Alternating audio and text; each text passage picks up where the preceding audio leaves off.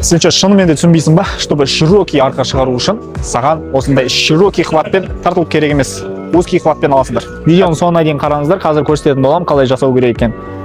Шайып сал қоясыздар, шынтақты до конца бүкпейсіздер. Шынтақты осылай тартқан кезде кеудені алдыға шығарасыздар. Яғни сендерде амплитуда көп болады, чем широкий хватқа қарағанда. Широкий хватта сіздерде былай аласыздар да, мысалы шынтақ осы жерге дейін барады. Ал бұл жерде узкий хватта уже былай алған кезде шынтақ кеудеге дейін барады. Арқаларыңызға больше усилие берілетін болады. Стресс бұлшықетке көбірек берілетін болады.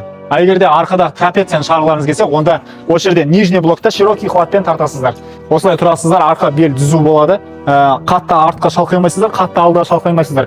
Яғни түзу, тек иықтарыңызды алдыға созасыздар. Иық қысқан кезде осылай. До конца шынтақты артқа дейін апарып керек емес. Бұл жерде лопаткаларыңыз қысылып, созылу керек. Вот сол арқылы сіздерде трапеция өседі. Видеоны сақтап алыңыздар, тіркеп қойыңыздар.